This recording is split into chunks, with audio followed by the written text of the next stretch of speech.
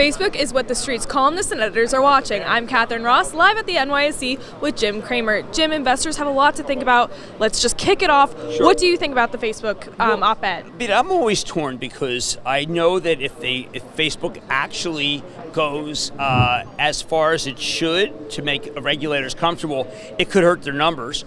But I actually think that Instagram is doing so well that's why Facebook stock has been a good performer this year. We continue to believe that Instagram is the way to attract younger people and advertise, and I'm not backing away from that. So I actually thought, as I said on Squawk on the Street, this is good. We want to see that. We want to see the company. This is what I wanted them to do months and months ago, which is set up an independent committee, not run by them, that will review this. And let's see the makeup of the independent committee. If it's heavyweights, then we know that we really have some change coming. That's why I'm encouraged by it.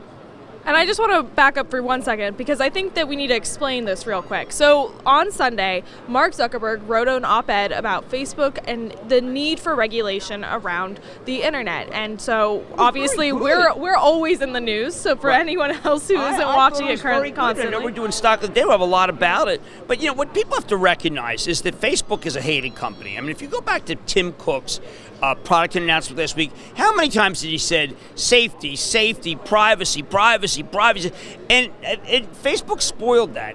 So the question is, has the well been spoiled and you can never take it back?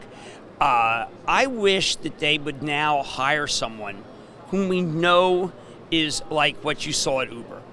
When they brought in, they need like a Justice Department guy to come, because that's what Uber did. They brought in Tony West. And Tony West stood for the Justice Department, and he wasn't going to tolerate anything. Well, if they did that at Facebook, the stock would go up big. How should investors react? Should they buy, sell, hold? What's going on? I like Facebook. I think that Instagram's doing very well, and it's the way to get a hold of people.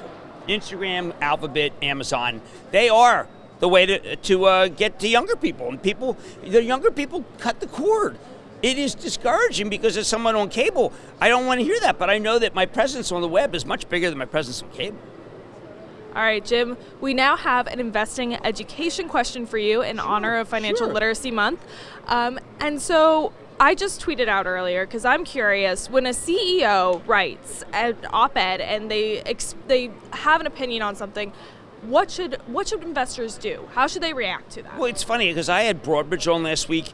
If you really hate what the guy said, vote against him. Vote no matter what. That's really important. You get a proxy.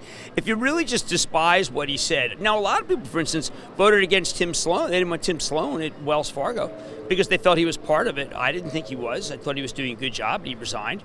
But I think that people have to recognize that you have the opportunity. You can sell the stock or you can vote against if you don't like what they say. That's one of the reasons why I think like an Elon Musk, I wish he'd been more careful because now he's going to be in front of a judge, and Elon Musk is so important to that company that I just think he has to throw himself in the mercy of the judge. Really does.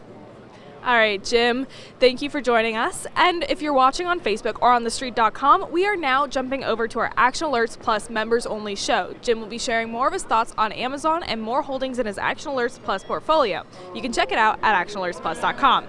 Also, something fun this weekend that you don't want to miss is our retirement event on April 6th in New York City. It's not too late to get tickets, so if you want to learn more about some key retirement planning tips from the nation's top experts, head over to TheStreet.com/retire. Thanks, guys.